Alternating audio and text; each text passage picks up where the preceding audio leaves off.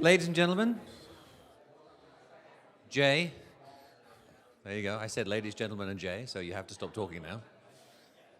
Sorry to interrupt your lunch and your conversations, but I'm delighted to be able to introduce to you Héctor Moreira Rodriguez, who is the commissioner at the Comisión Nacional de Hidrocarburos in Mexico. He has a career of more than 13 years occupying positions in different areas of the energy sector.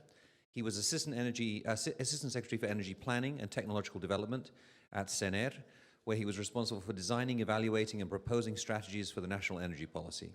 He was also the Undersecretary of Hydrocarbons at CENER, professional counselor or board member of the Board of Directors of Pemex, and a board member of the Mexican Petroleum Institute, the Center for Economic Research and Teaching, and the Electric Research Institute.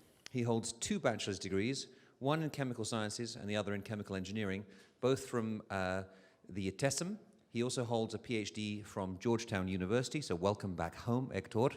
Héctor will be presenting using this screen down here. So if you guys up at that end would like to come forward a little bit so you can see, or alternatively, you can hear him and just look at that screen. It depends how badly you want to see Héctor, I guess. So we'll judge you on that, okay? But Héctor, thank you very much for being with us today. Honestly, we really appreciate you taking the time out of your schedule for traveling all this way. And we look forward to hearing your thoughts. Over to you.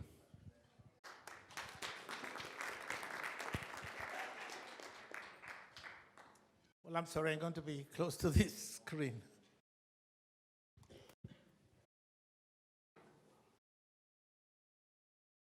I came especially, Commissario, to see you. Well, I'm sorry to do this, but I'm an engineer and I like numbers. So I have to show you with numbers that what I do has some basis. And I want to present to you 3 ideas.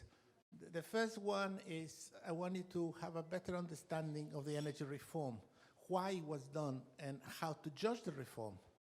The second one is to tell you how well the reform is doing. Okay, whatever you hear, whatever your comments are, I'm going to give you numbers to show you that the reform is going according to schedule. It could be better, maybe, but it's certainly not going back and certainly not failing. And the third one is to show you why Mexico has enormous potential. It's just a question that we get better organized to take advantage of that. Okay, let's start. Okay, this is the real reason for the reform. Okay, we said after that we invented that we needed to improve Pemex and that we want to make everything more efficient, which is true. But the reason that produced the reform was this graph here. You look, the red one is production and the green one is investment. So if you can see those numbers, you realize that to make production flat, you need to invest far more than we were investing. So the amount of money needed to keep production going exceeded the capacity of the Treasury to do it. Okay, so if you look at this, look at the investment. The investment that was there, it just went up, and there was no sign that it was going to come down at any point. We needed a lot more money than we were investing in Pemex. Okay? So we changed the Constitution.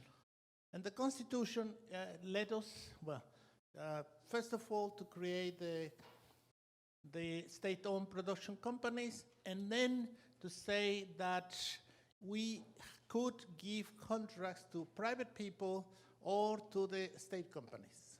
Okay? And the third one is that we need regulatory bodies for energy, CNH and CRE. So they are in the Constitution. So they can be changed or eliminated or anything unless you change the Constitution. This is what CNH does. Okay, we do the surface recognition and exploration activities. We oversee the bidding and signing of contracts. We approve all the exploration and production plans, both for assignments and contracts. In that way, we approve the exploration and production plans for Pemex and for the private companies. We have to supervise the exploration and production. We have the command, the obligation to go and check that the plans are being done according to the plan that they presented and it was approved. We have already happened that we go and check, and they're not doing it the way they did. They have more wells than they say they were going to have, or less wells than they're going to say they have. But more important, that they were producing too fast. And in the petroleum industry, producing too fast could be a problem. And the other one is we provide technical advice to the Ministry of Energy and other government bodies. What we really do is we make comments on the areas that they send, and they say we're going to have these new areas for bidding, and we give an opinion. They don't have to follow it, but we have an opinion. And we have an opinion in many other issues. And also, we produce documents saying these are problems that Mexico is facing now, because we have a long-term vision of the business. We're not a 6-year institution. We have to have a 25 years, what I call scope. This is what I want you to understand, because this is so important. This is the life cycle of our petroleum exploration and production project. Okay, I'm sorry. First, you have a phase of exploration and evaluation. How long is that? 4 years, 5 years? If it's deep water, 7 years, 10 years.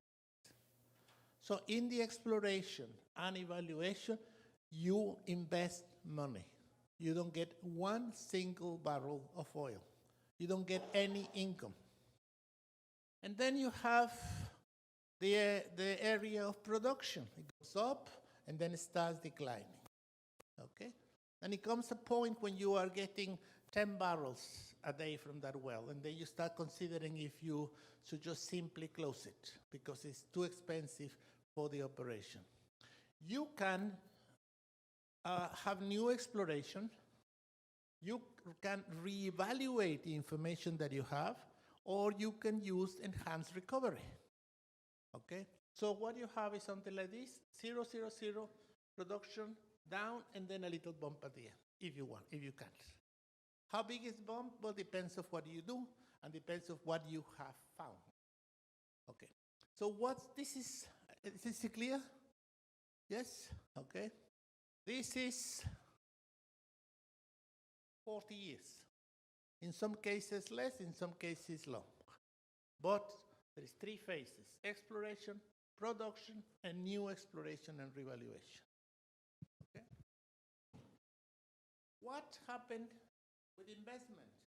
Well, at the beginning, you invest in exploration. It's not that expensive exploration, but you don't know what it is. It's like looking for something. Once you found what the oil is, you start drilling like mad, and you get production up. And then it just comes like that. If you, for instance, at the end, you have enhanced recovery, you have another bump of the investment. Okay. So this is the way investment goes. This is cash flow. At the beginning, the cash flow is negative. You invest, you don't get a single barrel, and this number goes worse and worse. And then you start producing, this goes up, and you get your cash flow. And then you get your profit. Okay. So how long does it take for a company to start being in the black? Well, if it took 4 years in exploration, maybe another 2 for production, before you're in the black. So it's a long-term business. It's not today for tomorrow. You have to plan the long time, okay? So what happened when the reform was proposed? If the problem was that we needed more investment, where would you concentrate the investment of the private companies, of the foreign companies coming to Mexico? Here? Why here? Because Pemex wanted to invest and get money immediately. So these are the contracts. This is what was given to the private companies. And this was given to the private companies. And what about this? Pemex. All that central part, 90% of all the known resources were given to Pemex. And that was strengthening Pemex. I give you the best areas. So what happened here? Well, Pemex can enter into partnerships, but that's a Pemex decision. That's not a CNH decision. That's Pemex. Pemex can do a farm out. Well, it's a Pemex decision. Do I need a partner? Okay. So all this area was given to Pemex. All this area here was area that was given to the private companies, and this area here that was given to the private companies. That was the essence of the reform. Get the money where the money is needed, even if it's not so profitable immediately. Okay? Very good. Okay. So these are the areas, the bidding processes that have already happened. Look at this. They're all here or here. Okay, and some of them here, which are the farm outs and the partnerships, the Pemex associate. The central part is Pemex. What is going to happen in the long run? Well, in the long run, this here are going to start moving this way. How long is it going to take? Well, depends. 5 years, 6 years, 7 years, 10 years, 15 years. Finally, the private companies are going to move to the central part, and they're going to start producing more and more and more oil. Okay? Well, this is the plan. What has been happening? We have given, let me go back to this. Okay. All the areas that the nation has, they're roughly 650 areas. About 350 were here and were given to Pemex. Okay? Some of these areas here that were given to Pemex, Pemex said, I'm sorry, I don't want them. Okay? I mean, the production is too low. I don't want that because I'm not going to invest in that. Okay? So here is all the areas of Pemex. Here is about 100 areas. Here is about 200 areas here. Okay, of which not all have been assigned. Okay. How many contracts have been assigned? 112. 112 contracts have been assigned to private companies or to Pemex, because Pemex can be a bidding power. They can say, that area looks very interesting, I want it. It's exploration, I don't care, it looks very interesting. Pemex can do that. Or Pemex can enter a partnership. So only one here has ended. And ended meant the guy bid for the area and then found out that it wasn't as good as he thought and said, thank you very much, here it is. Have it back. And they lose the amount that they invested, and they lose the money that they pay for it. Okay? Okay. 52 are onshore, 32 are in shallow water, and 28 are in deep water. So look at this. This is everything that has been assigned. Roughly 100 is about, 16% of the total. 1/6. Okay?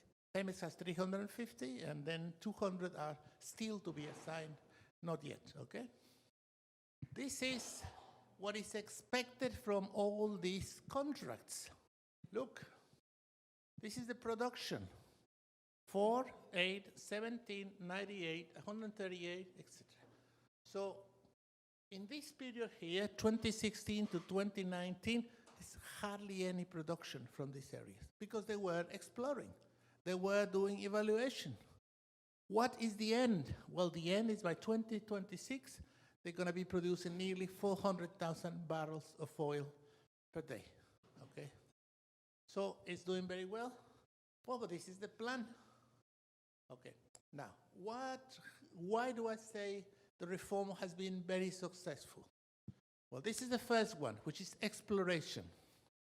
These are the recognition and surface studies, the seismic studies, or seismic, I don't know how you say it, seismic studies, okay.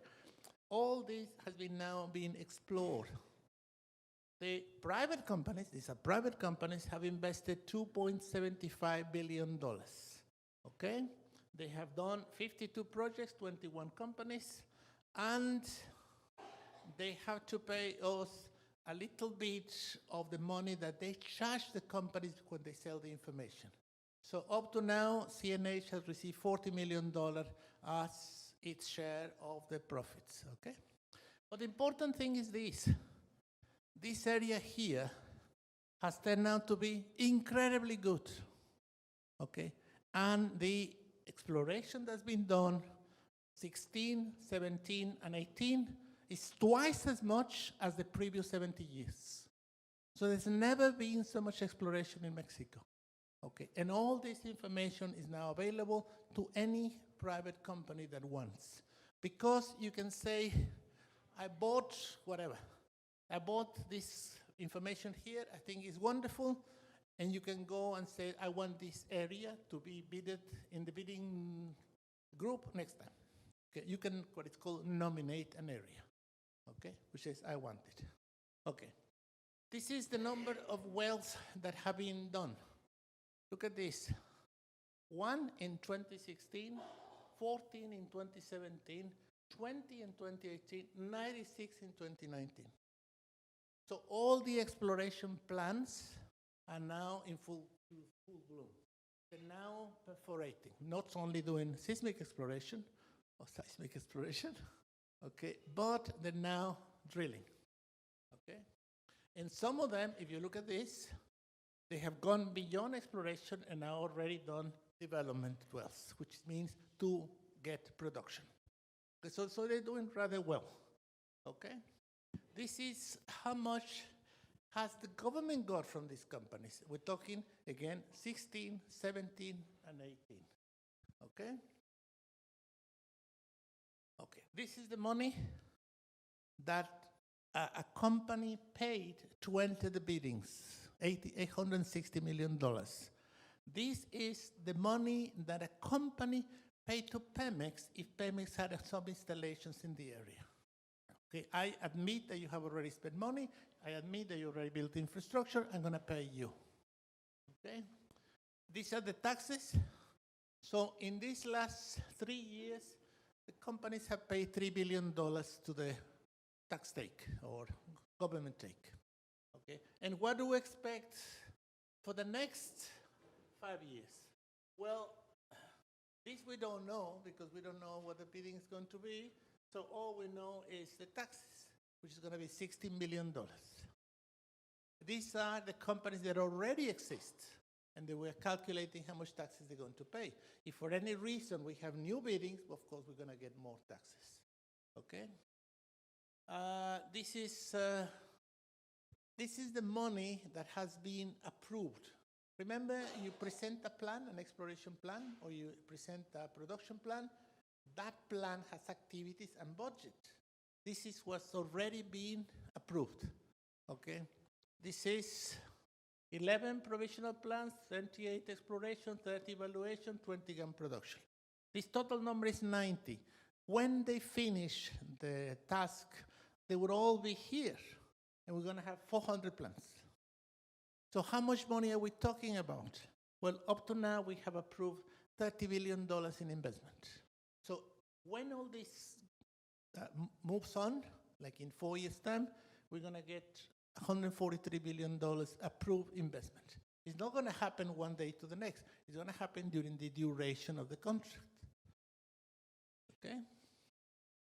This is production. I don't know if you see this. Nothing. Okay, so where are we now? We are now in 70,000 barrels per day, okay? And this is only the beginning. It's only the few that have moved into the next area. So about 4% of the national production. Okay, maybe more, isn't it? 7? Okay. This is the plan that we have. Okay. This is production here. Okay. This is Pemex, and these are the private companies. And this is the new areas to be assigned. Remember that we still have 200 areas waiting to be assigned. We can assign them to Pemex, or we can assign them to a private company, or we can assign them to a joint venture of Pemex with a private company.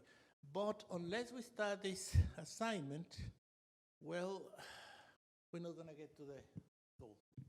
So what does this require? Well, by 2024, this is the plan, 2.4 million barrels.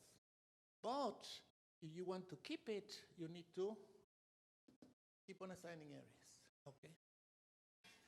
The areas that is very interesting, because we've done so much exploration, now we have so many more areas. We have discovered a lot of oil on the west of Yucatan. We call it the Yucatan Escarpe, I don't know how to call it that. When it goes down, okay? So let's copy this.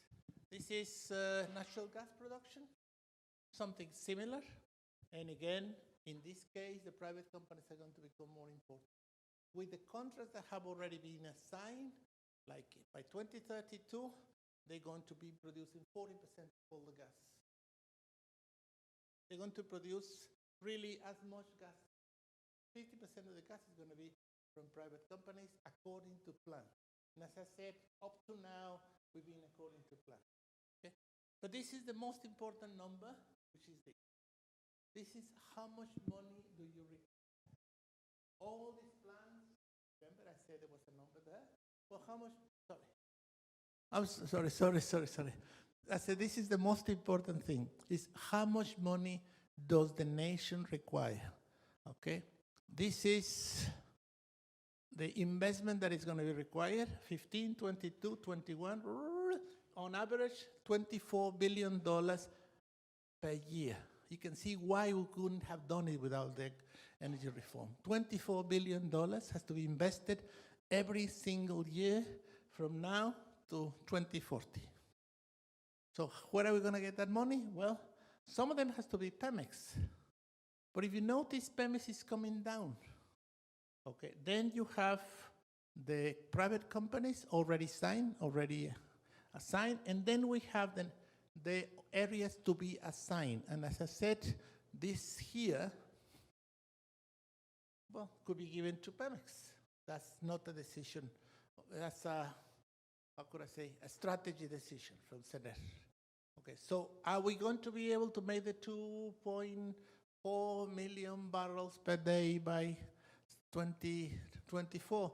Well, yes, if you invest $24 billion every single year. Okay, when you hear this is where we are now. This is the money that has already been assigned for 2019. If you see, there's still like a couple of billions left, okay? But the amount of money that is going to be required, if you see the red compared to the blue, tells you that it's going to be more and more percent private. So private money is going to be more than Pemex money by 2032, okay? One thing that is happening in all this is, I have to put a, how could I call it? A little note at the bottom. That doesn't take into consideration repayment of Pemex debt, okay? So if you include what is the repayment of the debt, that's roughly $10 billion per year. So we need $34 million for investment plus repayment of the debt. And that's only PEP. Yes, this is exploration and production. You're right. Okay, so this is what the situation is. Really is, let me go back to this.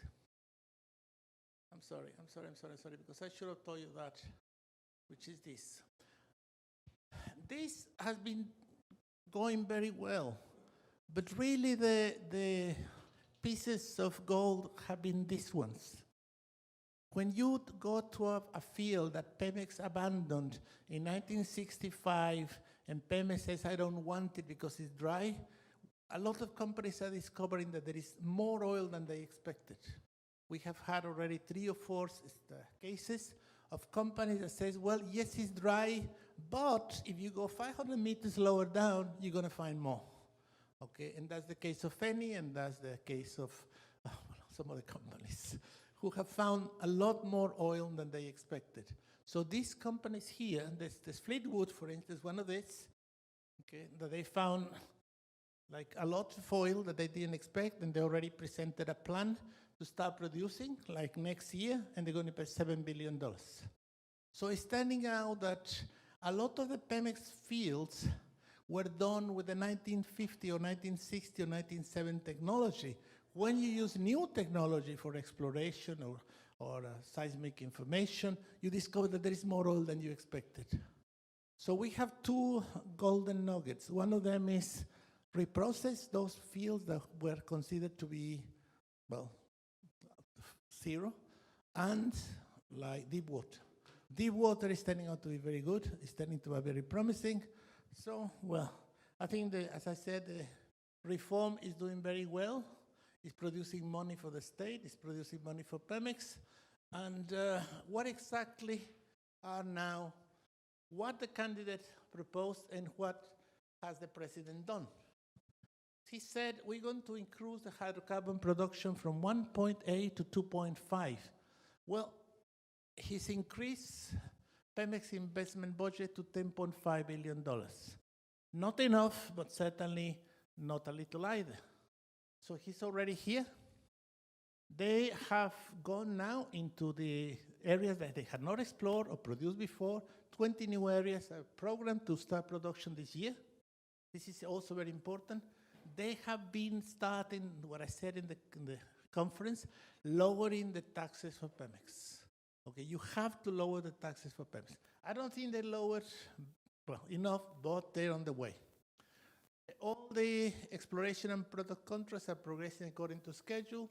Okay, but they announced no new biddings until 2021.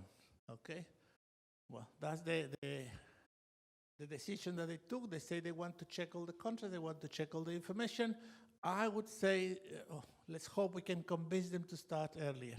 But that doesn't depend on us. Okay, think of the refineries. The refineries were not given the appropriate maintenance, so they have been given money to rehabilitate 6 existing refineries and to start a new refinery. Okay, this is nothing compared to this in terms of money, but here it is. Okay, what happens with CNH? Okay, we hear a lot about the regulating bodies. We have not felt any pressure, okay? We have not felt in any way like, what would I say, ignored or rejected or anything.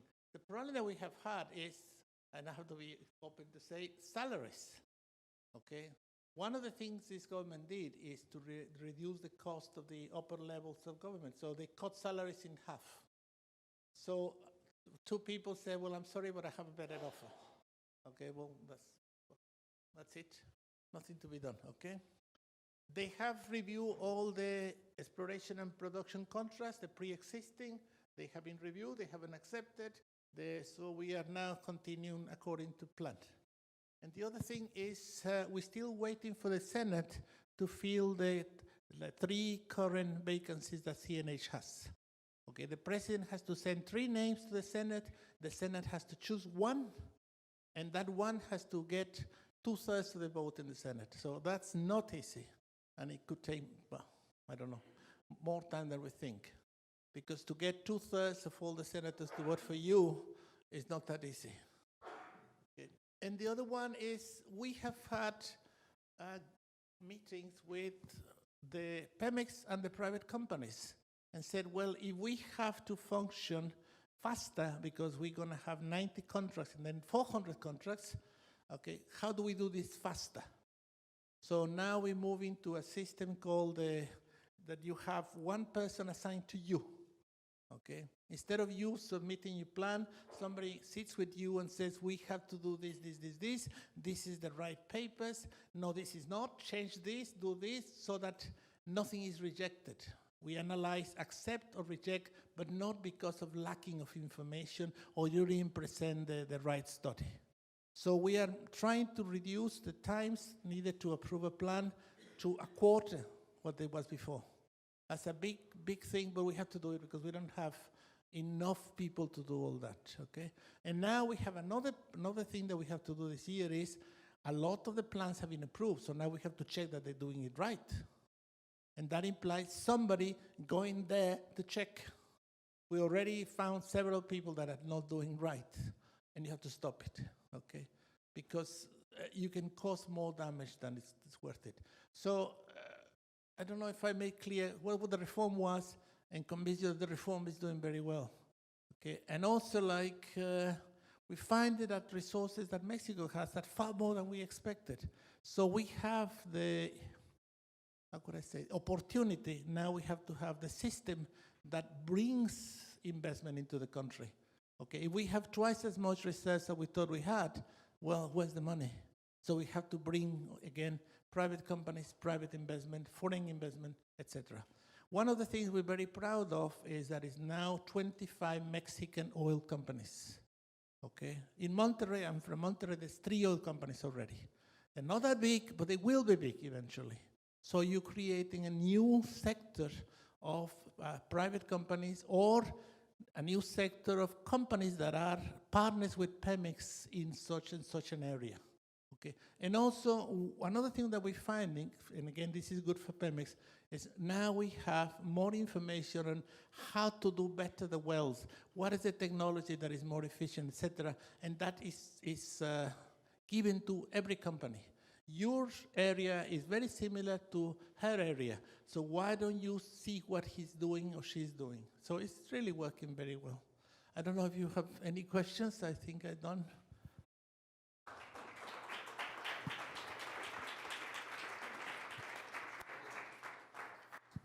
First of all, thank you, Dr. Morera, for an excellent presentation and for giving us, I think, one of the most important things is explaining to people and often to policymakers how long it takes to get to first oil. Because that's been one of the biggest issues, I think, in the government's criticism of the energy reform, is that, well, we haven't seen any oil yet. Well, it takes time, so being patient. But do we have any questions here from the audience? Yes, please. Can we get a microphone, please? It's coming right now. It's going to be a great question. We're willing to wait. I'm Heiko Garatz with Argus Media. Just to confirm, are the farm outs for later this year canceled? Are you proceeding with them? We don't know yet. They've been postponed to July, but I don't have yet the final decision. It doesn't really correspond to us. That's a Pemex decision. Pemex is the one that has to decide, do they want to go on with it or they want to postpone it. I don't have an answer to that question.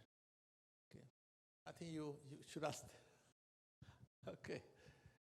Any other questions? Yes, please. We'll pass you the microphone. You talked about the auctions being delayed till 2021.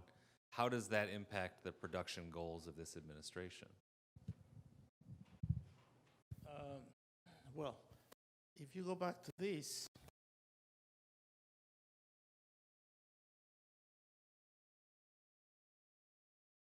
okay. If for any reason, look what happens. This is the production of the assigned areas. If you were to keep on opening areas, you would have something like that. We could reach 3 million barrels if we went on with the biddings, okay? Sorry, no, I don't know. You tell me when they're going to start the bidding. If it's 2021, there's 2 questions. Is how many areas are going to be open? We continue the same rate of 50 areas per year, okay? Then instead of 2.7, we should be going really to 3 million, okay? But again, that's a decision that is not ours. It's really the one that decides. Really is the Senera, the president of the nation. Okay, do you want to continue in 2021, or can we convince you to start in 2020, or do you want to delay to 2022? I don't know, but it has a cost. Okay, and this you can see here.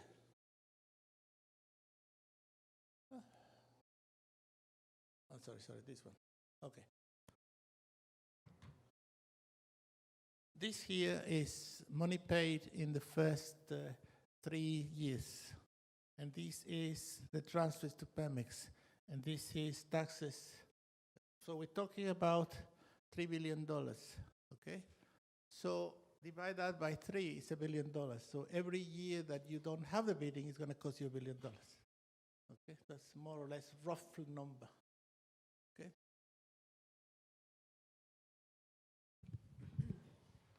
Is there a specific plan with respect to the refineries? And then with respect... Could you introduce yourself, please? Sorry. Loana Martin with Squire Patton Boggs. I was interested in whether or not there was a specific plan on, with respect to the existing refineries, and then I understand that there's an FSRU plan for Pajaritos.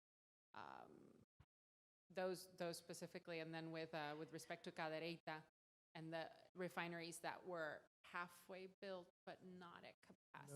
No, I don't dare answer that question. Okay. I'm in upstream, so I really don't know. Yes, please. Tanya. I'm sorry. Tanya. Tanya Rabasa, why I have the impression that in Mexico, whenever we are talking about upstream, the focus is on oil and not so much on natural gas. Why would you think that is so? And if we look back at natural gas, production has been falling. What would you see as the trend lines for the future on natural gas? Thank you very much, Dr. Moreira. I don't know if you noticed when I put the triangle at the bottom, I said like we are advisors to the government. We have been very worried about natural gas. Okay, the production of natural gas has been falling. And one thing that you don't see in the graphs that they present is that half of all the gas that is produced by Pemex never enters the market. It just goes back into being reinjected. So I wouldn't even put it there. So if you take what % of all that gas goes into the market compared to import gas, we are now 80%. 80% of all the gas of Mexico is now coming from import.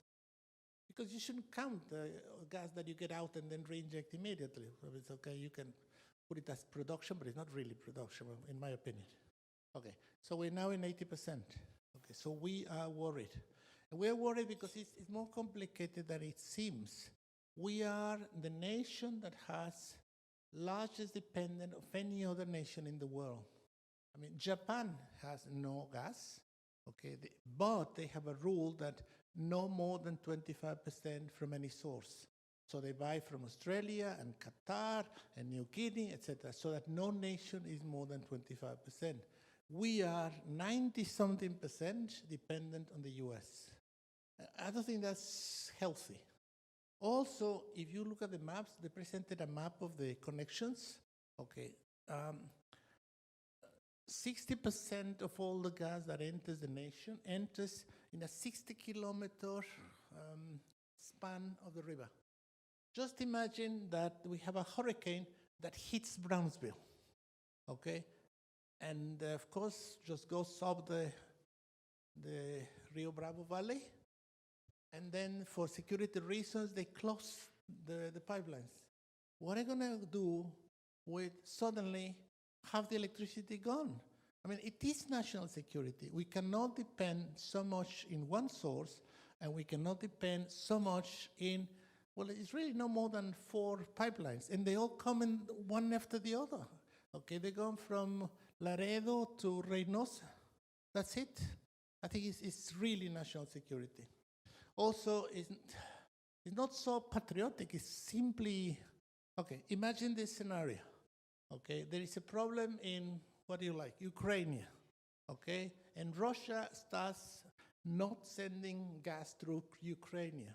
So the US starts sending natural gas to Europe. What do you think is going to happen with the price? The price is going to go higher suddenly, and we have to pay it.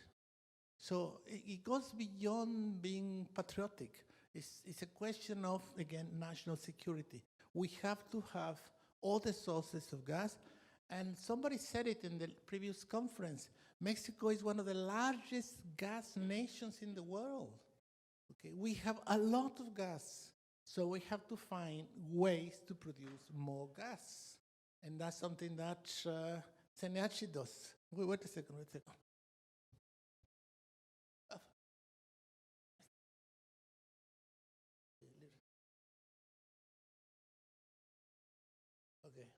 So this is what we do. Okay, we produce books like this on natural gas, or we produce this on reserves, or the problem of mature fields, etc. So here is where we think about natural gas, and here are all the numbers. Okay, so you can read it. The exam is next week. Also, I want to get something else out because I couldn't stop. Okay, remember how long it took for cars going from the first gasoline car to mass production of gasoline? How long do you think it took? The first gasoline car was a Mercedes in Germany, 1896. By 1908, Henry Ford was mass producing cars. The German cars was leather seats, done according to your taste, okay, beautiful and very expensive. Henry Ford started producing cars, very simple, black, etc. Okay, 12 years. How long do you think it's going to take before we move to electric cars? All electric cars. 20 years. Okay?